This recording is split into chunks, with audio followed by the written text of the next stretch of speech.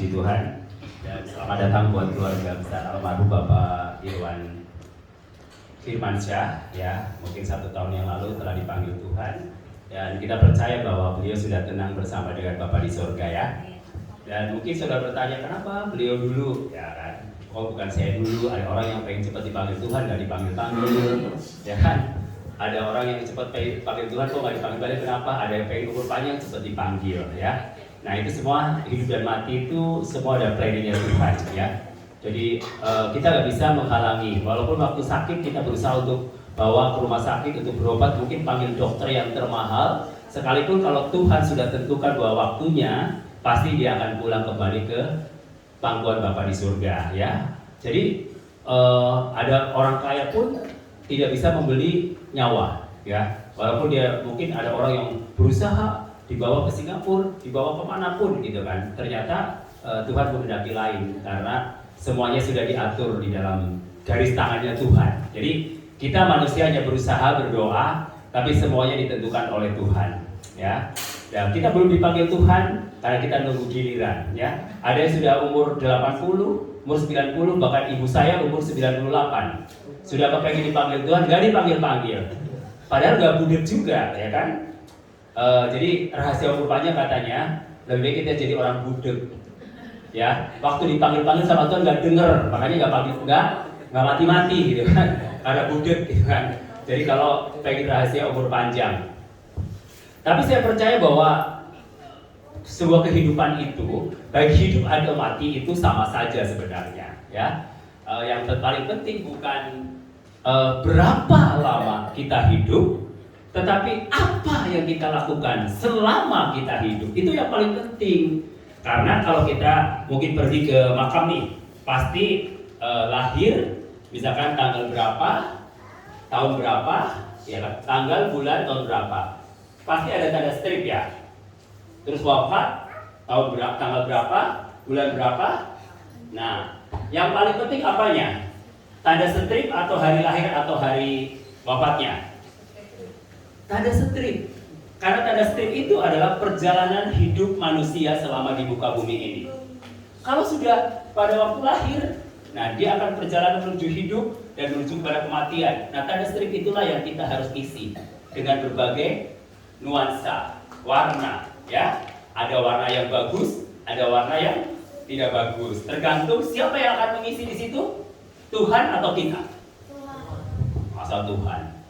Ya kita yang mengisi. Kita diciptakan oleh Tuhan untuk mengisi lembaran kehidupan tanda strip itu. Berapa lama kita ada di muka bumi ini? Nah, tanda strip itulah yang akan diisi oleh kita. Apa yang harus kita lakukan selama kita ada di muka bumi ini? Bukan berapa lama kita hidup, tetapi apa yang Anda lakukan selama kita hidup. Baik mau umurnya pendek, mau umurnya panjang, itu tidak menjadi jaminan. Karena ada orang yang umurnya panjang tetap masih berbuat jahat. Jadi percuma itu tanda stripnya. Kan seandainya kita misalkan orang tua kita atau mungkin anak-anak kita akan bangga ketika kita misalkan orang tuanya telah dipanggil Tuhan, misalkan ibu ini telah berbakti, berjasa dalam sebuah pekerjaan Tuhan ini atau yayasan ini, beramal dan lain sebagainya. Pokoknya banyak sekali. Kan bangga anak-anaknya. Tapi misalkan telah dipanggil Tuhan, bapak ini mantan narapidana, kita kan anak-anak jadi sedih, ya kan? Nah, jadi kita tergantung kita mau mengisi yang baik atau yang buruk, tergantung siapa yang menulisnya. Saya sendiri atau saudara. Itu yang saudara akan tulis nanti di tanda strip itu, ya. Jadi saya akan berikan kebenaran firman Tuhan di dalam Filipi 1, ya, ayat 21. Karena bagiku hidup adalah Kristus dan mati adalah keuntungan. Tetapi jika aku harus hidup di dunia ini, itu berarti bagiku bekerja memberi buah. Jadi mana yang harus kupilih? Aku tidak tahu. Sampai Paulus bingung loh. Antara hidup dan mati bingung dia. Milih yang mana? Aku nggak tahu. Coba. Paulus aja yang seorang rasul yang hebat, dia masih nggak ngerti mau pilih yang mana, hidup atau mati. Karena buat dia mati dan hidup sama saja kalau di dalam Tuhan. Karena Alkitab berkata Filipi 1, karena bagi hidup adalah Kristus dan mati adalah keuntungan. Makanya ketika kita hidup di dalam Kristus, matinya itu untung, bukan rugi, ya. Mungkin secara perhitungan secara angka, waduh, keluarga saya tadinya 4, meninggal 1, berarti tinggal 3, berarti rugi, ya. Karena 4 dikurangi 1 jadi 3. Tapi di dalam Kristus, kematian orang percaya itu bukan rugi, tapi untung. Kenapa untung? Karena kematian di dalam Kristus itu ada untung. Apa saudaraku? Dia mati secara tubuh jasmani, tetapi rohnya akan kembali kepada Bapa di surga. Nah, makanya Paulus katakan baik hidup dan mati buat Paulus itu sama aja. Yang penting pada waktu dia hidup harus memberi buah. Tahu buah? Artinya begini, kita buah-buah kehidupan kita. Jadi apa yang kita lakukan selama di muka bumi ini, dan itulah buah yang akan menyertai kita dalam kematian kita. Jadi yang menyertai kita bukan harta kita, bukan mobil kita, bukan rumah kita, tapi yang menyertai dalam perjalanan kematian orang meninggal adalah perbuatan baik selama di muka bumi ini yang dikerjakan. Dan saya percaya, mungkin dari keluarga almarhum, kenapa mau bikin acara di panti? Kan biasanya kan acara ngundang saudara-saudara, tapi karena saya percaya ingin melakukan sesuatu yang baik. Ibadah yang sejati adalah mengunjungi anak yatim piatu, terus mengunjungi panti jompo, bukan janda kembang. Kalau janda kembang banyak yang mau, ya kan? Coba tanya ibu Mel itu, yang antri banyak, ya kan? Tapi saya udah bilang, jangan sembarangan, ya. Saya bilang, carilah yang tajir melintir dan takut akan Tuhan. Saya bilang, kalau kita udah usia begini mau menikah, cari yang tajir melintir dan takut akan Tuhan. Ya masa mau menikah udah usia begini, cari yang mau numpang hidup, aduh nyusahin, ngerawat, ya kan? Saya bilang begini, bahwa kehidupan manusia itu sangat rahasia. Tapi buat kita yang kenal Tuhan, hidup dan mati itu sama saja. Cuma bedanya mungkin lama atau tidaknya di muka bumi ini. Tapi itu gak terlalu penting sebenarnya. Buat apa kalau kita misalkan lama juga gak berguna, gak bermanfaat, ya kan? Lebih baik udah cepat pulang ke Bapa di surga daripada nambah-nambahin banyak dosa, ganggu di masyarakat, gak berguna. Maka dari itu, kenapa sampai mungkin keluarga ini ambil bagian di panti? Karena ingin melakukan biar dikenang sama Tuhan, ya kan?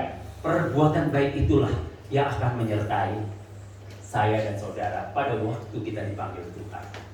Jadi ketika engkau hidup, kata Paulus, hidup itu harus memberikan buah. Buah itu adalah sesuatu hasil apa yang kita sudah tabur, yang sudah kita lakukan dan bermanfaat buat orang lain. Itu adalah buah-buah kehidupan.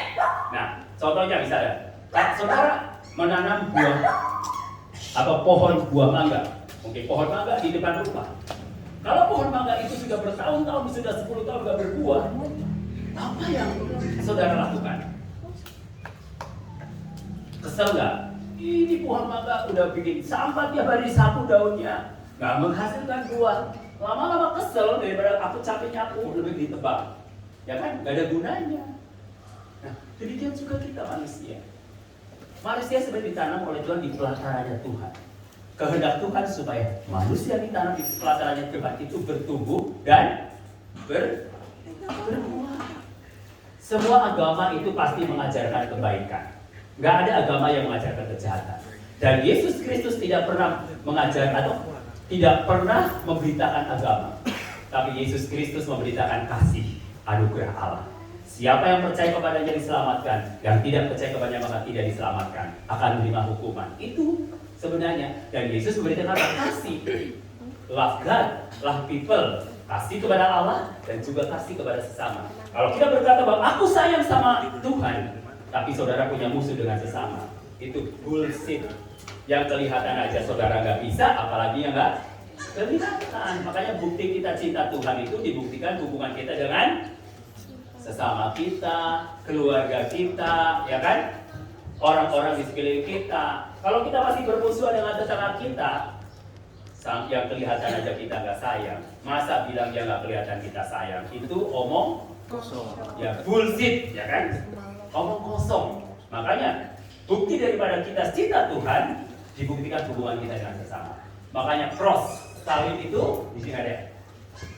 Salib itu, tanda salib itu kan itu adalah sebuah kesempurnaan, ya. Hubungan vertikal bicara hubungan dengan Tuhan, horizontal dengan sesama. Makanya seluruh isi Alkitab itu hanya dirangkum di 2 ayat. Matius 22 ayat 37 sampai 39. Ya, kasihlah Tuhan Allahmu dengan segenap hatimu, dengan segenap kekuatanmu, jiwamu, akal budimu, ya kan? Dan yang kedua, kasihlah sesama manusia seperti dirimu sendiri. Jadi artinya begini, saudara meskipun saudara sudah hafal melotok dari Kejadian sampai Wahyu, tapi kalau saudara tidak cinta kepada sesama, semua yang kau hafal itu nol. Jadi rangkumannya hanya di 2 ayat, simple. Tapi kadang sulit ya. Masa musuh disuruh doa. Kalau di Kristen kan musuh disuruh doain, ya kan? Disuruh berkatilah musuh saya, berkatilah orang yang menyakiti saya. Nah, saudara bisa nggak? Bisa nggak? Bisa, puji Tuhan kalau bisa. Berarti kamu murid Kristus kalau bisa, ya kan? Terus ditampar pipi kiri, berikan pipi kanan. Bisa nggak? Hah? Nggak ya? Susah ya Bu? Nah, itulah Yesus ngajarinya begitu. Kalau dunia mengajarkan gigi ganti gigi, mata ganti mata, bunuh ganti bunuh. itu dunia. Tapi Yesus ngajarinya apa? Kasihlah musuhmu, berkatilah musuhmu, ya kan? Makanya dikatakan orang yang percaya Yesus itu elehan. Tahu elehan? Ngalahan, ya. Kenapa? Karena Yesus selalu mengajarkan kasih, love. Kasih itu menutupi banyak dosa. Kasih itu mengalahkan segala-galanya. Saudara mungkin seperti dirugikan, tapi sebenarnya engkau adalah orang yang menang. Ketika engkau menaruh kebaikan kepada orang-orang yang mengurusi kamu, itu seperti menumbuhkan bara api di atas kepala. Ya, kalau kita gampang banget. Kalau orang berbuat jahat sama kita tabur kejahatan itu gampang. Tapi kalau orang yang berbuat jahat sama kita tabur kebaikan, gampang nggak? Itu sangat sulit. Tapi kalau engkau mau hidup berdamai dengan sesama, engkau harus mampu dan bisa. Jangan harap engkau akan masuk surga kalau engkau tidak pernah hidup damai dengan sesama. Berarti engkau tidak cinta Tuhan. Karena bukti cinta Tuhan adalah kita cinta sesama yang kelihatan. Gampang kan? Wah, saya kan udah rajin ke gereja, ya kan tiap hari nggak pernah absen. Tapi masih punya musuh. Semua yang rajinnya nol, ya. Gak ada artinya. Aduh, udah capek melayani, ya. Ternyata nilainya di hadapan Tuhan nol, gak ada artinya apa-apa. Ya, makanya saudaraku, teruslah berbuat baik. Jangan cemburu berbuat baik kepada siapapun. Jangan memandang agama, karena agama itu hanya bisa mengkotak-kotakan dan memecah belah. Tapi Kristus, Tuhan, mempersatukan hidup saya dan saudara. Karena kasihnya itu memperdamaikan semua orang. Ya, semua agama mengajarkan kebaikan, tapi Kristus mengajarkan kasih untuk keselamatan semua orang. Siapa yang percaya kepadanya tidak binasa, melainkan beroleh hidup yang kekal. Amin. Jadi Paulus bingung, hidup dan mati di dalam Kristus sama aja. Kalau saya masih hidup, saya harus berbuah lebat. Tapi kalau saya sudah mati di dalam Kristus, itu sebuah keuntungan. Keuntungannya, dia tidak mati selamanya. Dia hanya mati secara jasmani. Dan dia pindah dari alam yang fana kepada kehidupan yang abadi atau kekal. Itu keuntungannya. Dan dia tidak berada di bawah hukuman untuk selama-lamanya, tapi bersama dengan Bapa di surga. Karena Tuhan Yesus, Bapa di surga, menghendaki kita semua diselamatkan. Tidak ada satu pun yang binasa. Itulah tujuan Tuhan engkau ada di tengah-tengah dunia ini. Dia menghendaki semua orang diselamatkan. Semua orang. Bukan hanya saya, tapi semua orang. Berarti semua suku bangsa. Ya, semua orang. Kuncinya apa? Hanya satu. Percaya dan terima Dia sebagai Tuhan dan Juru Selamat. Itu simple. Ya, mari saudaraku. Kalau saudara ingin nanti apa yang akan kita dapatkan ketika kita sudah meninggal, jangan coba untuk berbuat baik. Haleluya. Tuhan Yesus memberkati. Amin. Kita berdoa. Haleluya Yesus, terima kasih.